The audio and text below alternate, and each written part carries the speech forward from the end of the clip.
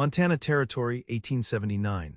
The wind howled through Whitetail Creek like a wounded animal, stirring up dust that danced in the waning afternoon light. Zeke Garrison tightened his grip on his horse's reins and squinted at the horizon. At 25, he'd already lived more lives than most men twice his age, and each one had taught him the same lesson. Attachment was a luxury he couldn't afford. The frontier demanded vigilance, independence, and a willingness to move on when trouble found you, which it always did. Trust gets you killed out west, his father had told him before a band of outlaws proved the point with brutal efficiency. Zeke had buried his parents at 16 and spent the years since then drifting from ranch to ranch, never staying long enough for the ground beneath his boots to feel like anything but temporary. Whitetail Creek was supposed to be another waypoint, just a place to earn enough money to keep moving. The Rocking W Ranch had hired him for the season, and that suited him fine. The work was honest, the pay was fair, and most importantly, the people kept their distance. Just the way Zeke liked it. He adjusted his Stetson against the setting sun and urged his chestnut gelding forward. He needed to report to Mr. Wilson about the fence line before nightfall. The bitter cold had already begun to settle in, and the promise of a warm meal was enough motivation to quicken his pace. The fading light painted the dusty main street of Whitetail Creek in hues of amber and gold as Zeke rode past the general store, the blacksmith shop, and the small church that seemed to stand as a stubborn reminder that civilization had intentions of staying, despite the wilderness's best efforts to reclaim the land. It was then that he saw her.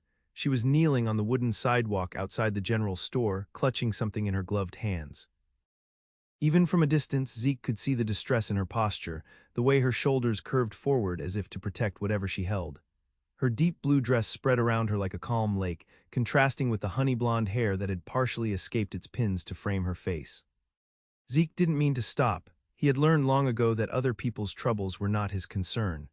But something in the gentle way she cradled the object, the unmistakable grief in her bearing, made him rein his horse to a halt. For a moment he simply watched her. She appeared to be around 20 years old, with features that seemed too delicate for the harsh realities of frontier life. Her gaze remained fixed on whatever she held in her hands, oblivious to his presence or the curious glances from passers-by. Against his better judgment, Zeke dismounted. The creak of his saddle and the soft thud of his boots hitting the dirt caused her to look up, revealing eyes the color of a summer sky after rain. They were rimmed with red, unshed tears, making them shine in the fading light. "Excuse me, miss," Zeke said, approaching slowly as one might a spooked horse. "Are you all right?" She quickly wiped at her eyes with the back of her gloved hand and attempted to compose herself. Yes, thank you for your concern." But Zeke's attention had shifted to what she held, pieces of what appeared to be a porcelain ornament, a delicate figurine of some kind, now broken into several fragments. "Whose was it?" he asked simply, nodding toward the shattered pieces. The question seemed to surprise her. She looked down at the broken ornament, then back at him, her expression a mixture of sorrow and something else he couldn't quite name. "It was my mother's," she answered softly. "A Christmas angel, the last thing I have of hers." Zeke nodded, understanding the weight of lost connections. He should have tipped his hat then, offered a polite condolence, and continued on his way. That's what a drifter with sense would do, but instead he found himself kneeling beside her on the wooden sidewalk. "May I?" he asked, holding out his hand. After a moment's hesitation, she carefully placed the broken pieces in his palm. Their fingers brushed, and Zeke was struck by how warm her hand felt despite the evening chill. He examined the fragments carefully. The porcelain angel had broken cleanly in several places, the head separated from the body, one wing detached, and the base cracked.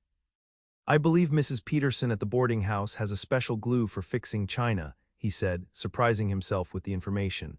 "I've seen her mend a few pieces for the dining room." Hope flickered across her features. "Do you think it could be repaired?" "Worth trying," Zeke replied, carefully returning the pieces to her cupped hands. "I'd be happy to take you there, miss." "Felicity James," she supplied, a small smile warming her features for the first time.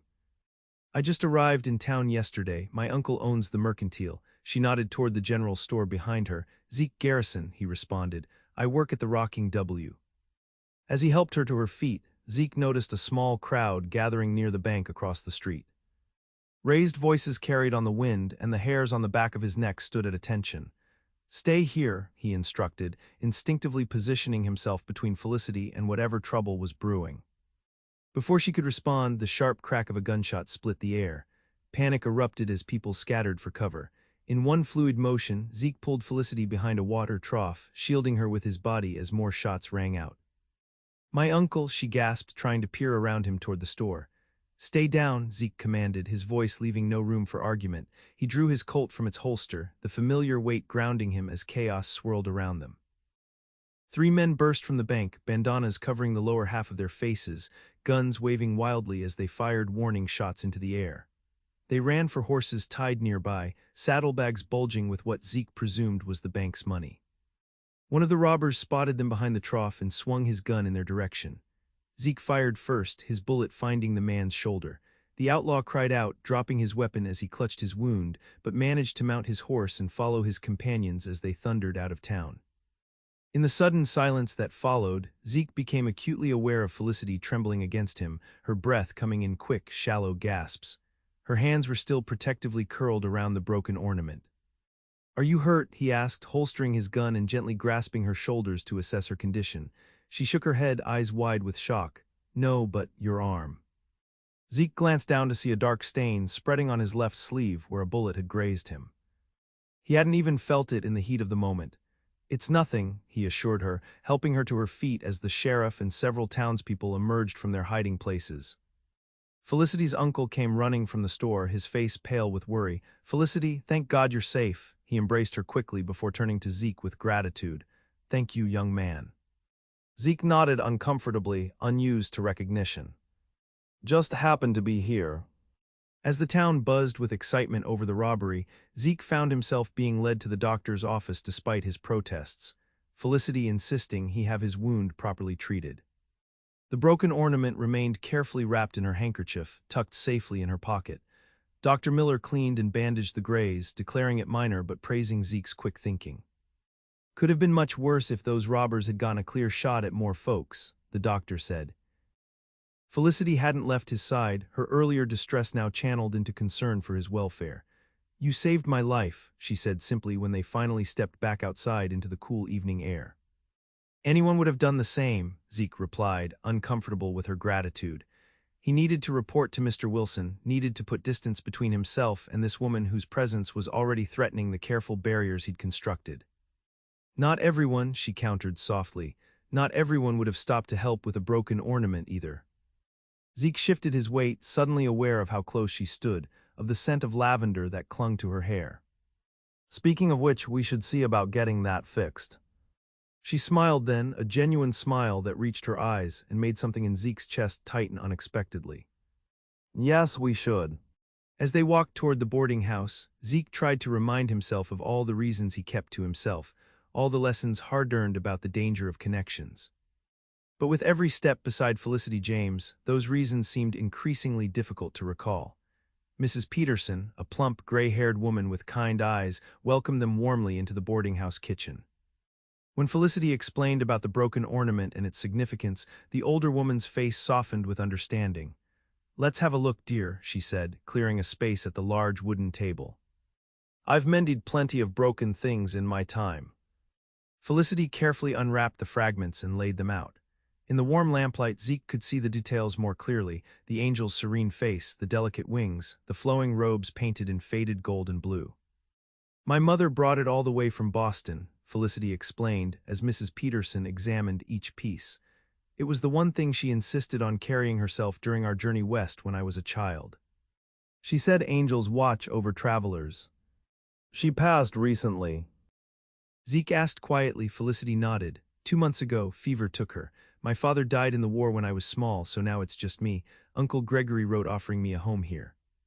Mrs. Peterson retrieved a small pot of glue from a cabinet. "This should do the trick, but it will need to dry overnight." She worked methodically, her experienced hands carefully joining each fragment. "There," she said finally, setting the mended angel on a small shelf to dry.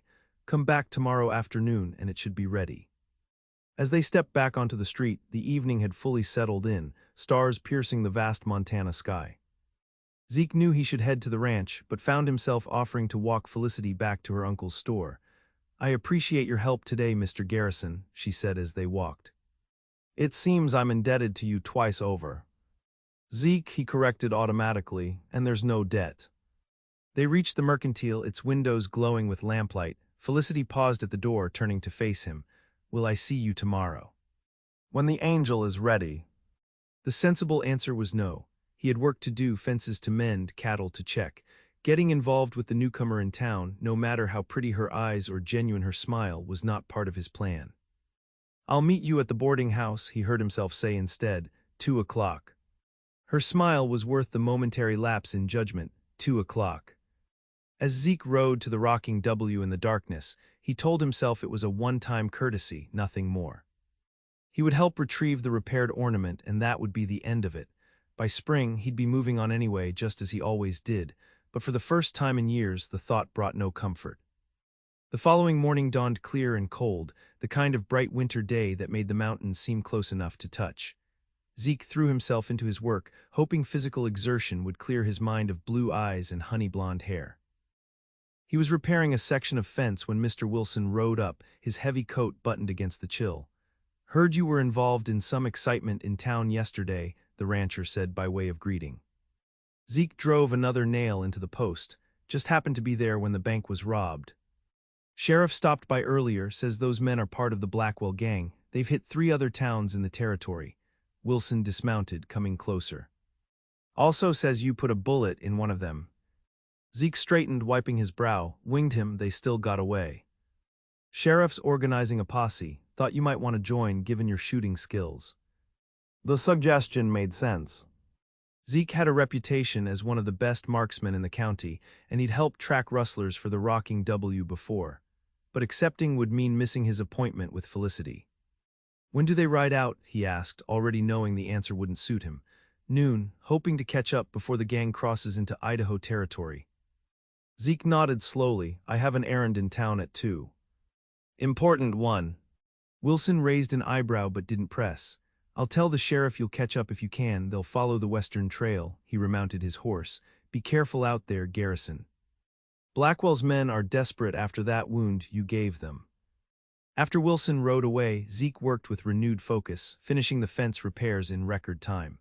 By 1:30, he was cleaned up and riding toward town, telling himself he was just keeping his word. Nothing more. Whitetail Creek was abuzz with talk of the robbery. Outside the sheriff's office, a group of men were preparing to ride out, checking weapons and supplies.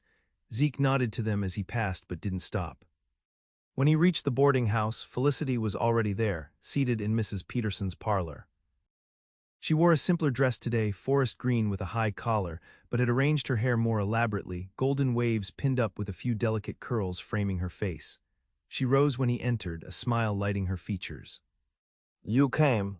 Said I would, Zeke replied, removing his hat. Mrs. Peterson entered carrying a small wooden box. Perfect timing, she announced, presenting it to Felicity. Good as new, though I'd still handle it with care. Felicity opened the box carefully. Inside, nestled in a bed of cotton, lay the porcelain angel, the fractures nearly invisible. She lifted it gently, turning it in the light.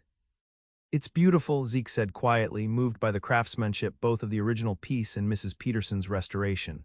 Thank you, Felicity whispered, and Zeke wasn't sure if she was addressing him or Mrs. Peterson, perhaps both.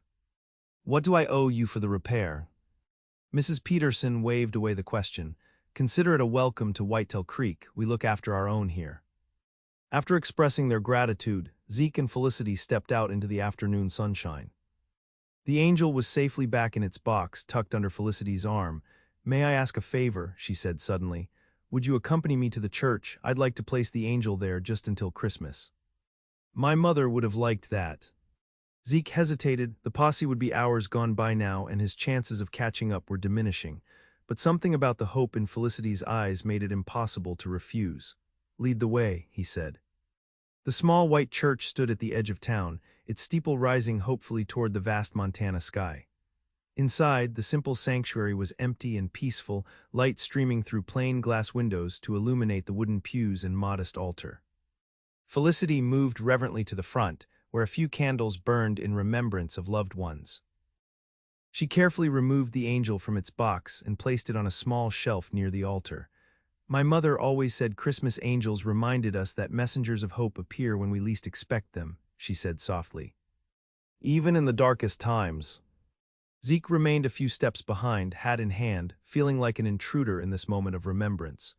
But when Felicity turned to him with tears shimmering in her eyes, he moved forward instinctively. She would have liked you, Felicity said unexpectedly. My mother, she valued kindness above all else. Before Zeke could respond, the church door burst open behind them. They turned to see Felicity's uncle, Gregory James, his face flushed with exertion. Felicity, thank goodness you're here, he gasped. You need to get home, now. What's happened? She asked, alarm rising in her voice. One of the bank robbers returned, Gregory explained, catching his breath. He was seen at the edge of town watching the mercantile. The sheriff thinks he might be planning something. Zeke's hand moved instinctively to his gun. The wounded one. Gregory nodded. Sheriff thinks he got separated from the others. He was asking about the man who shot him, describing you. He looked pointedly at Zeke. They're saying he's Jade Blackwell's younger brother. Zeke felt a cold weight settle in his stomach. The Blackwell gang was notorious throughout the territory. If he'd wounded one of their own, retribution would surely follow. I'll get Miss James home safely, Zeke assured Gregory. You go on ahead. Gregory hesitated, looking between them, then nodded. Be careful, take the back streets. After he left, Felicity turned to Zeke, fear evident in her eyes. This is because of yesterday, because you protected me. It's not your concern, Zeke said firmly, but we need to get you someplace safe. They left the church cautiously, Zeke scanning the surroundings for any sign of danger. Instead of heading directly to the mercantile, he led Felicity toward the livery stable. My horse is there, he explained. We'll ride together, it's faster and harder to track than walking. At the livery, Zeke quickly saddled his gelding while Felicity stood watch at the door. They were just leading the horse out when gunfire erupted from the direction of the main street. Get on, Zeke ordered, helping Felicity mount before swinging up behind her. With one arm around her waist, he guided the horse down a narrow alley, away from the commotion. They had nearly reached the mercantile when a figure stepped out from between two buildings, a revolver aimed directly at them. Even with the bandana covering the lower half of his face, Zeke could see the hatred in the man's eyes. You're the one who shot me, the outlaw growled, his left arm hanging awkwardly at his side. Time to return the favor. Zeke felt Felicity tense against him. In one fluid motion, he pushed her from the horse, sending her rolling safely behind a water trough as he drew his own weapon. 2 shots rang out simultaneously. Zeke felt a searing pain across his ribs as the outlaw's bullet grazed him, but his own shot found its mark. The man crumpled to the ground, his gun clattering beside him. Townspeople came running at the sound of gunfire. The sheriff appeared moments later, taking in the scene with a practiced eye. Blackwell's brother, he asked, kneeling to check the fallen outlaw. Zeke nodded, pressing a hand to his bleeding side. Seems he wanted revenge. Felicity rushed to his side, her face pale with worry. You're wounded again. Just a scratch, Zeke assured her, though the pain suggested otherwise. Get him to the doctor, the sheriff ordered, taking charge of the scene. I'll handle things here. This time Zeke didn't protest as Felicity and Gregory helped him to Dr. Miller's office. The doctor cleaned and stitched the wound, declaring Zeke lucky for the second time in as many days. Keep this clean and rest for a few days, Dr. Miller instructed, wrapping a bandage around Zeke's torso. No riding, no heavy lifting. Zeke started to object. He had work to do at the ranch, but Felicity spoke first. He can stay with us, she said firmly. We have a spare room above the store. It's the least we can do. Gregory nodded in agreement. We owe you our gratitude, Mr. Garrison. Please accept our hospitality. Trapped between the doctor's orders, Felicity's determined expression, and his own throbbing side, Zeke reluctantly agreed. The room above the mercantile was small but comfortable, with a narrow bed, a washstand, and a window overlooking the main street. Gregory helped Zeke settle in while Felicity prepared a light meal. I'll send word to Mr. Wilson about what happened, Gregory assured him. Don't worry about your duties for now. Left alone, Zeke stared at the ceiling, unsettled by these unexpected turns. He'd spent years avoiding entanglements, moving on whenever connections threatened to form. Now he found himself wounded, dependent on the kindness of virtual strangers, and most disconcertingly, unable to stop thinking about the woman who moved about downstairs. When Felicity brought up a tray of food, her earlier composure had given way to visible distress. You could have been killed, she said quietly, setting the tray on a small table, because of me. Not because of you, Zeke corrected. I made my own choices. She sat on the edge of the bed, her hands twisting in her lap. You've saved my life twice now, and I don't even know you. Not much to know, he said with a shrug that made him wince. I'm just a ranch hand passing through. Felicity studied him, her gaze disconcertingly perceptive. Is that what you tell yourself, that you're just passing through everywhere you go? The question hit too close to a truth Zeke preferred not to examine. He reached for a bowl of stew to avoid answering. My mother used to say we're all just passing through this world, Felicity continued, apparently undeterred by his silence. But that doesn't mean we can't build something meaningful along the way. Zeke focused on his food, uncomfortable with the direction of the conversation. Your mother sounds like she was a wise woman. She was, Felicity smiled sadly. After my father died at Gettysburg, she could have retreated from life. Instead, she taught me that grief is the price we pay for love, and it's always worth it. Some would disagree, Zeke said before he could stop himself. And you? What do you believe? Zeke set down his spoon, meeting her gaze directly.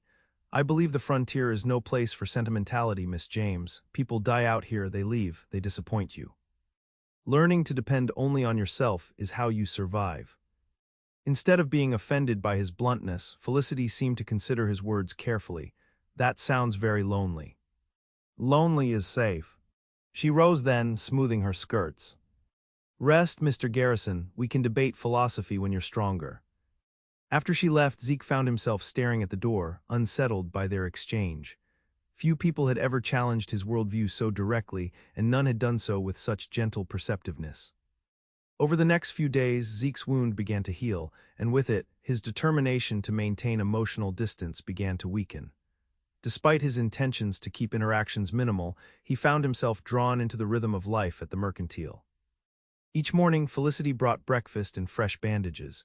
Their conversations grew longer, ranging from books they'd read to places they'd seen. He learned she'd been educated in Boston before her mother's health necessitated a return west. She was well-read, curious about the world, and possessed a quiet strength that belied her delicate appearance. In the afternoons, when the store was busy, Zeke would often sit by the window, watching the town go by and listening to Felicity interact with customers. Her natural warmth drew people to her, from weathered ranchers to shy children. By the third day, Zeke found himself helping with small tasks, organizing stock, calculating figures, even assisting customers when Gregory was occupied. You have a head for business, Gregory commented one evening as they closed the store. Ever consider something besides ranch work? Zeke shook his head, never stayed in one place long enough to consider much of anything. And why is that? The older man's tone was conversational, but his eyes were shrewd. Before Zeke could formulate a non-committal answer, Felicity appeared from the storeroom. Uncle, Mr. Peterson stopped by earlier. He said the Christmas social committee needs your help with the planning. Gregory chuckled. Which means Martha Peterson wants to corner me about donations for the church again. He grabbed his coat. I'll be back for supper. After he left, a comfortable silence settled between Zeke and Felicity as they continued straightening the store. Zeke found himself watching her as she arranged a display of ribbons, noting the graceful movement of her hands and the way the lamplight turned her hair to spun gold. Your wound seems much better, she observed, catching his gaze. Dr. Miller says you could probably return to the ranch tomorrow if you wished. The news should have brought relief. Instead, Zeke felt an unexpected reluctance. That's good to hear, he said neutrally. Will you go then? There was something in her voice he couldn't quite identify, a careful control that masked whatever she was truly feeling. I should. Mr. Wilson is probably short-handed. Felicity nodded, turning back to her ribbons. Of course. You've been very patient with your confinement here. It hasn't been a confinement, Zeke said quickly. Your hospitality has been, I've appreciated it. A small smile curved her lips. High praise indeed from a man of few words. The teasing note in her voice made something warm unfurl in Zeke's chest. Before he could respond, the store bell jingled as a customer entered. Mrs. Miller, Felicity greeted the doctor's wife. What can I help you with today? Just some thread, dear, the older woman replied, moving to the notions counter. She nodded politely to Zeke. Good to see you up and about, Mr. Garrison. My husband says you're healing nicely. Yes, ma'am, thanks to his care. Mrs. Miller selected her thread, then hesitated. I do hope you'll both attend the Christmas social on Saturday. The whole town turns out for it, and it would be a fine way to properly welcome Miss James to Whitetail Creek. That's very kind, Felicity began, but "We'll be there," Zeke interrupted, surprising himself as much as Felicity, whose eyes widened slightly. After Mrs. Miller left, Felicity turned to him with a questioning look. "We will." Zeke felt a flush creep up his neck. "If you'd like to go, I'd be happy to escort you. As a thank you for your care these past days." Her smile bloomed slowly like a sunrise. "I'd like that very much." That night, lying in the small room above the store, Zeke confronted the uncomfortable truth he'd been avoiding. In less than a week, Felicity James had somehow slipped past the carefully constructed barriers he'd maintained for years. The prospect of returning to the solitary existence he'd known before now felt hollow rather than safe. But what was the alternative? To stay in Whitetail Creek, to allow himself to care for this woman with her thoughtful eyes and gentle spirit. The very idea went against everything he'd learned about survival on the frontier. By morning, Zeke had convinced himself that attending the social was merely a polite gesture before he returned to the ranch, and eventually moved on as he always did. If something tightened in his chest at the thought, he ignored it. Dr. Miller pronounced him fit to resume light duties, and Mr. Wilson sent word that he could return to the ranch whenever he felt able. With no reason to remain at the mercantile, Zeke reluctantly gathered his few belongings. "You're welcome to stay until after the social," Gregory offered as Zeke prepared to leave. "The room is yours as long as you need it." "Thank you, but I've imposed enough," Zeke replied. "I'll come into town for the social on Saturday." Felicity stood quietly nearby, her expression carefully composed. "We'll expect you at 6 then." Zeke nodded, suddenly finding it difficult to meet her gaze. "Well, 6 it is." The ride back to the Rocking W gave Zeke too much time to think. The ranch hands welcomed him back with good-natured ribbing about his adventure in town, but their camaraderie felt different now, as if he were viewing it through a new lens. For 3 days he threw himself into ranch work, pushing his still-healing body harder than was wise. At night, exhausted, he would fall into his bunk in the bunkhouse, trying not to think about the small room above the mercantile or the woman who had occupied so many of his thoughts. Saturday arrived clear and cold, with a hint of snow in the air. Zeke spent longer than usual preparing for the social, bathing in the ranch's bathhouse and putting on his one good shirt, a dark blue that had rarely seen use. He even trimmed his light stubble and combed his dark hair with particular care. "Got a sweetheart in town?" one of the older hands asked with a knowing grin as Zeke saddled his horse. "Just being respectful for a social gathering," Zeke replied stiffly. The old cowboy chuckled. "Sure, son, and I'm the king of England." Whitetail Creek was transformed for the Christmas social. Evergreen boughs decorated storefronts, and lanterns hung from posts along the main street, casting a warm glow against the gathering dusk. The community hall adjacent to the church had been festooned with ribbons and more greenery, and the sounds of a fiddle and piano drifted through its open doors. Zeke tied his horse outside the mercantile, nerves suddenly making his palms damp despite the cold. He'd faced down rustlers and outlaws without flinching, yet the prospect of escorting Felicity to the social had his heart racing. When she opened the door to his knock, Zeke momentarily forgot to breathe. She wore a dress of deep burgundy that complemented her fair skin and brought out golden highlights in her honey-blonde hair. A simple necklace with a small pearl pendant adorned her throat, and she'd arranged her hair in an elegant style that framed her face with soft curls. "You look beautiful," he said simply, the words escaping before he could consider them. A blush rose on her cheeks. "Thank you, you look very handsome yourself." Gregory appeared behind her, smiling at Zeke's evident appreciation of his niece. "You two go on ahead. I need to collect the donation box before I join you." The walk to the community hall was magical in the lantern light, with their breath forming small clouds in the cold air. Felicity's hand rested lightly on Zeke's arm, and he found himself acutely aware of each point of contact between them. "I missed our conversations these past few days," she admitted softly as they neared the hall. The simple honesty of her statement caught Zeke off guard. "I missed them too," he confessed, surprised by his own candor. The community hall buzzed with activity. It seemed everyone in Whitetail Creek and the surrounding ranches had turned out for the social. A small band played in one corner, while tables laden with food and punch lined the opposite wall. People of all ages filled the space, dancing, talking, laughing. Zeke had never been comfortable in crowds, but with Felicity beside him, he found it easier to navigate the social expectations. She introduced him to townspeople he hadn't met, her natural grace smoothing the way for conversation. After accepting a cup of punch, they found themselves near the Christmas tree that dominated one end of the hall. It was decorated with paper ornaments, candles, and strings of cranberries. At the top, catching the light, was Felicity's porcelain angel. Mrs. Peterson suggested we place it there, Felicity explained, following his gaze. She said it would watch over the celebration, just as my mother would have wanted. Zeke studied the delicate figurine, its repaired fractures barely visible. It's fitting, he agreed. Your mother's angel watching over your new beginning here. Felicity turned to him, her expression earnest. Is that what this is, a new beginning? The question held more weight than the simple words suggested, and Zeke knew they weren't just talking about her life in Whitetail Creek. Before he could respond, the music changed to a waltz and couples moved to the dance floor. Would you care to dance? He asked, offering his hand. Surprise and pleasure lit her face. I'd love to. Zeke led her to the floor, mentally reviewing the steps he'd learned years ago at his mother's insistence. When he took Felicity in his arms, however, technique seemed less important than the feeling of rightness that settled over him. They moved together as if they'd danced 100 times before, her skirts brushing against his legs, her hand warm in his. The room seemed to fade around them until it was just the two of them, moving in harmony to the music. Where did you learn to dance so well? Felicity asked, a hint of wonder in her voice. My mother taught me. She said a gentleman should know how to dance, even on the frontier. She was right, Felicity smiled up at him. Will you tell me about her, about your family?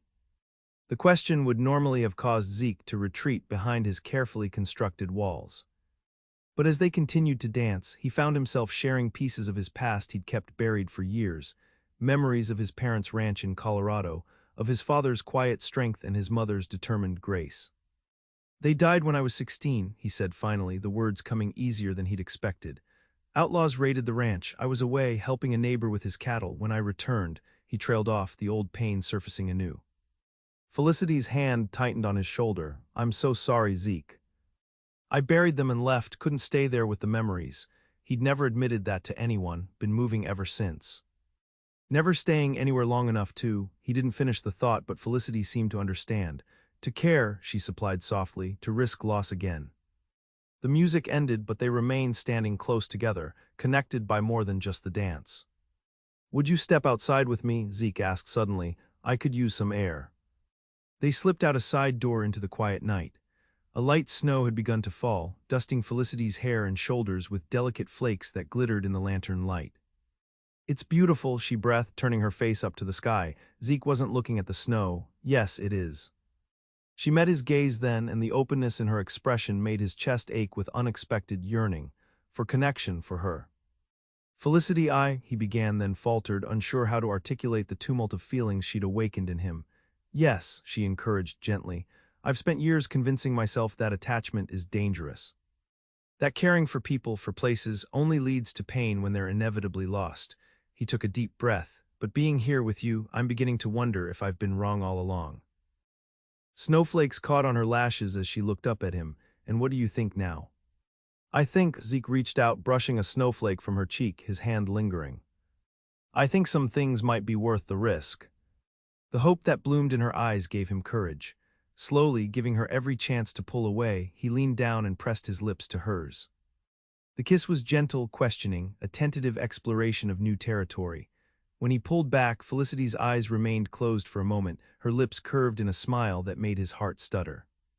When she looked at him again, the certainty in her gaze stole his breath. Some things are definitely worth the risk, she whispered.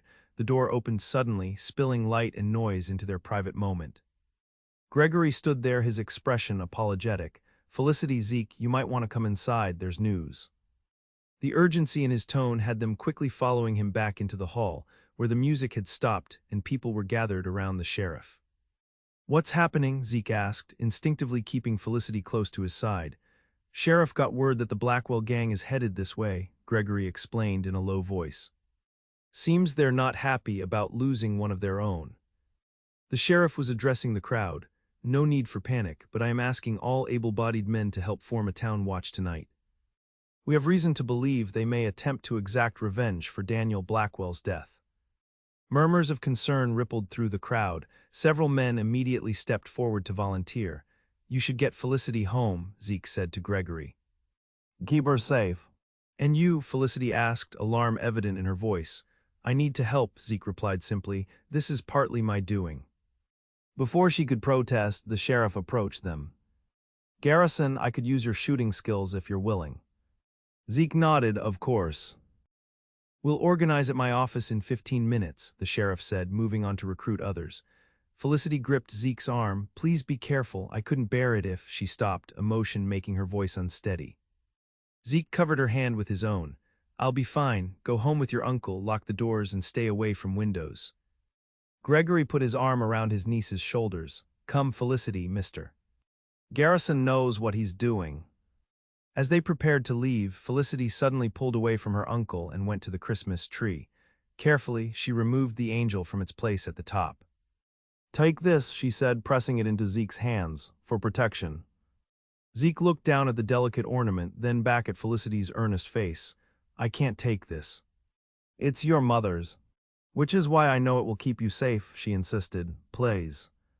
Unable to deny the plea in her eyes, Zeke carefully tucked the angel into his coat pocket. I'll return it to you tomorrow, he promised. See that you do, she replied, attempting a brave smile despite the fear in her eyes. After they left, Zeke joined the other volunteers at the sheriff's office. The festive atmosphere of the evening had evaporated, replaced by grim determination as men checked weapons and received instructions. We have reports they were seen 10 miles west of town earlier today, the sheriff explained. 5 men, heavily armed. They're likely to approach after midnight when they think we'll be less vigilant. He assigned positions throughout the town, on rooftops, in alleys, near key buildings like the bank and the jail. Zeke was stationed on the roof of the mercantile, both for his marksmanship and, the sheriff acknowledged quietly, because you've got a personal stake in protecting that building. The night grew colder as Zeke maintained his vigil, the weight of Felicity's angel in his pocket, a constant reminder of what now felt at stake. Below, he could see a light still burning in the living quarters behind the store. Despite his instructions, he suspected Felicity was still awake, waiting and worrying. Midnight came and went with no sign of trouble. The snow continued to fall softly, coating the town in white and making it difficult to see far into the darkness.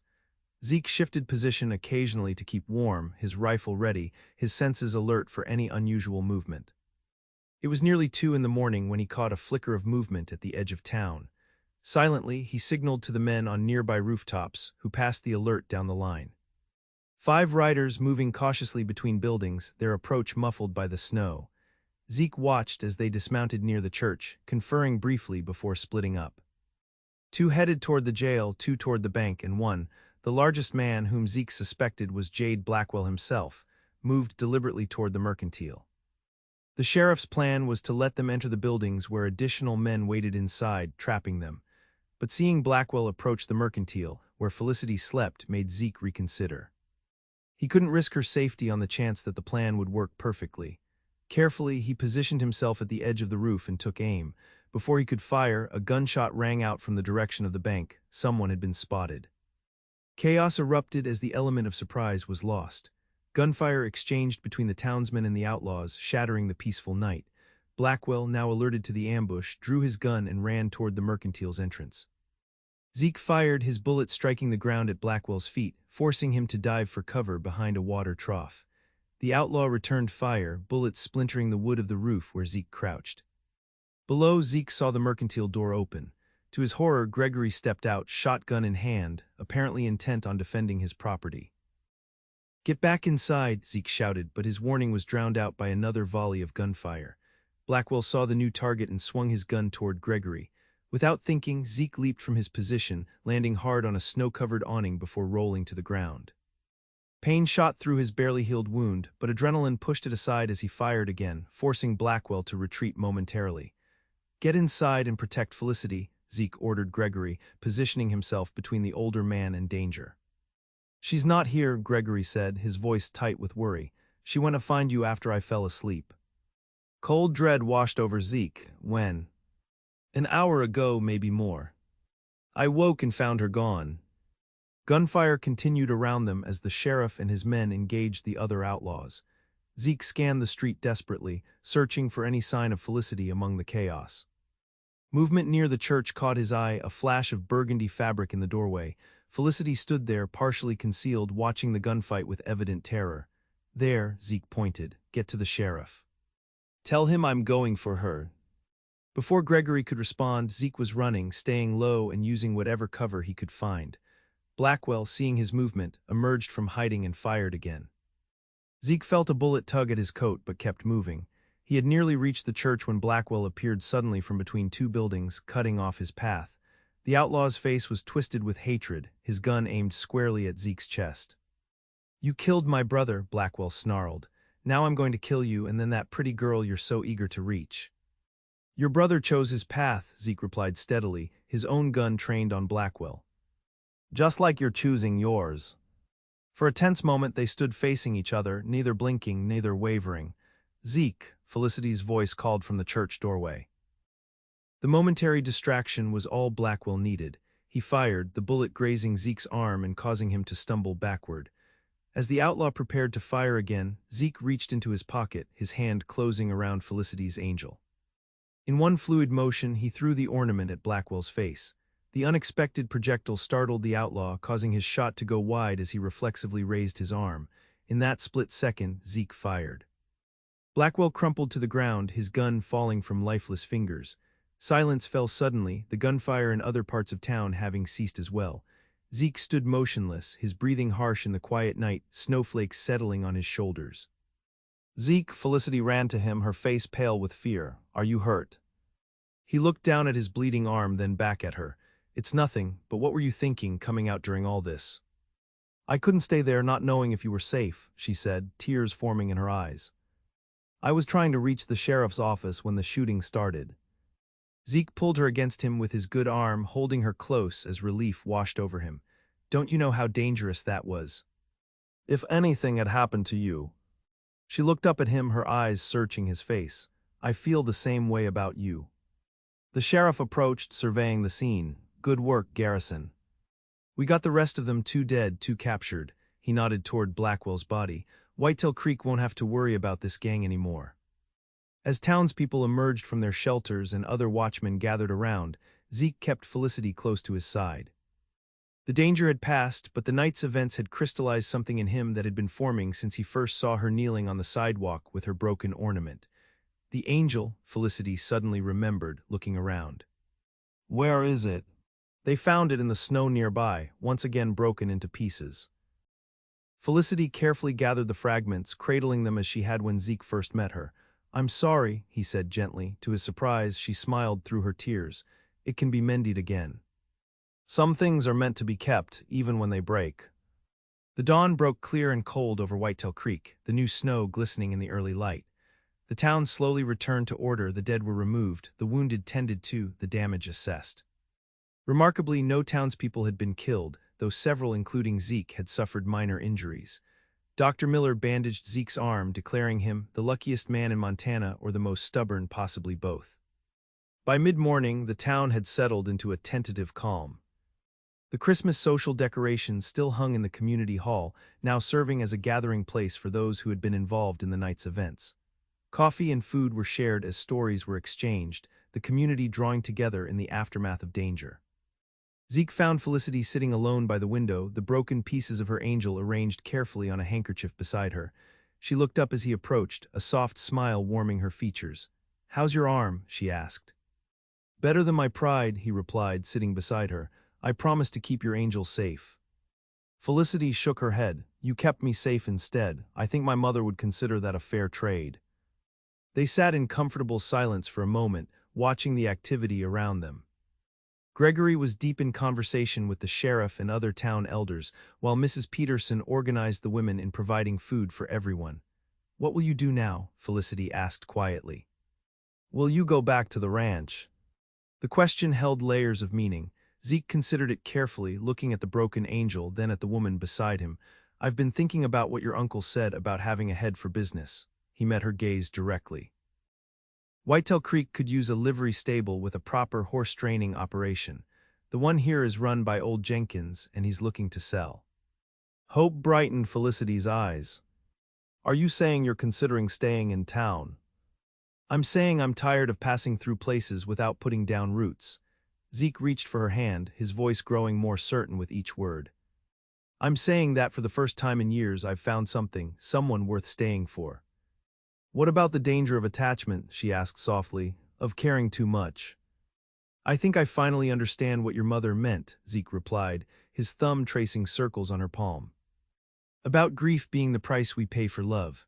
I've been so focused on avoiding the pain that I forgot about the love that comes before it, the part that makes life worth living. Tears shimmered in Felicity's eyes. And now I think I'd rather have moments of joy with you than a lifetime of safety without you, he smiled, feeling lighter than he had in years. If you'll have me, that is. Her answer was in the way she leaned forward, her lips meeting his in a kiss that promised a future neither had imagined possible just weeks before. I'll take that as a yes, Zeke murmured when they parted, aware of the smiles and knowing looks from those around them. Definitely yes, Felicity confirmed, happiness radiating from her. By Christmas Day, the porcelain angel had been carefully repaired once again and placed atop the tree in the church. The townspeople gathered for the service, the recent danger making the celebration of peace and hope all the more meaningful. As Zeke and Felicity sat together in the small church, his arm around her shoulders and her head resting against him, they gazed up at the mended angel.